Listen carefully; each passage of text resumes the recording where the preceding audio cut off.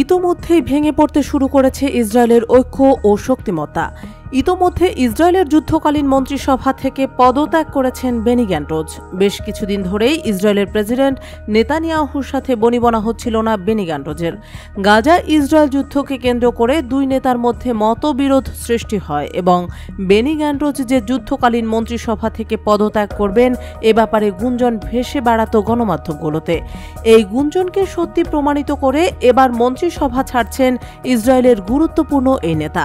গত রবিবার রাতে জরুরি এক মন্ত্রিসভা থেকে তিনি পদত্যাগের ঘোষণা দেন।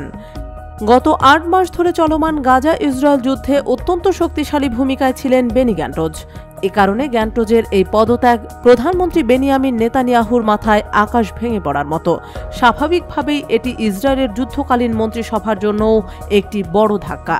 আর এই আকস্মিক পদত্যাগের পেছনে নেতানিয়াহুকেই দায়ী করেছেন এই সাবেক মন্ত্রী।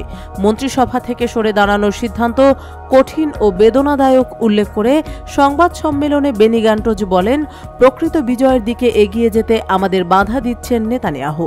তবে এ ব্যাপারে মুখ খুলেছেন নেতানিয়াহুও। গ্যান্টজের বক্তব্যকে অনর্থক আখ্যা দিয়ে তাৎক্ষণিক প্রতিক্রিয়ায় নেতানিয়াহু বলেন, এ ধরনের বক্তব্য ইসরায়েলের জন্য পরাজয়ের শামিল। এর আগেও পদত্যাগ না করতে বেনি গ্যান্টজের প্রতি আহ্বান জানিয়েছিলেন তিনি।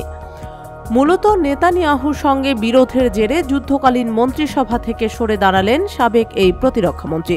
ফিলিস্তিনের গাজায় যুদ্ধ পরবর্তী পরিকল্পনা ঘোষণা করতে ৮ জুন পর্যন্ত নেতানিয়াহুকে সময় বেঁধে দিয়েছিলেন তিনি। গত শনিবারই পদত্যাগের ঘোষণা দেওয়ার কথা ছিল গ্যান্টজের। তবে এদিন গাজায় নজিরবিহীন হামলা চালিয়ে ৪ জিম্মিকে উদ্ধার করে ইসরায়েলের বিশেষ বাহিনী। ওই অভিযানে ২৮৪ ফিলিস্তিনি নিহত হন। এদিকে বেনি গ্যান্টজের পদত্যাগকে স্বাগত জানিয়েছেন বিরোধী নেতা ইয়ার লাপিদ। নেতানিয়াহু নেতৃত্বাধীন কট্টরপন্থী সরকারকে পরিবর্তনের সময় এসেছে বলেও মন্তব্য করেন তিনি। গত ৭ অক্টোবর ইসরায়েলে আকস্মিক হামলা চালায় ফিলিস্তিনের স্বাধীনতাকামী সংগঠন হামাস। ওই দিনই হামাসের বিরুদ্ধে যুদ্ধ ঘোষণা করে ইসরায়েল। গঠন করা হয় জরুরি যুদ্ধকালীন মন্ত্রিসভা।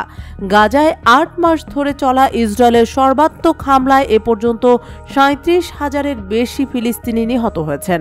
গাজায় যুদ্ধবিরতি ও যুদ্ধ পরবর্তী পরিকল্পনা ঘোষণায় আন্তর্জাতিক চাপ সত্ত্বেও যুদ্ধ চালিয়ে যাওয়ার বিষয়ে অনড় নেতানিয়াহু। এ নিয়েই যুদ্ধকালীন মন্ত্রিসভায় বিভক্তি দেখা দেয় এবং যার চূড়ান্ত পরিণতি বেনি গ্যান্টজের এই পদত্যাগ।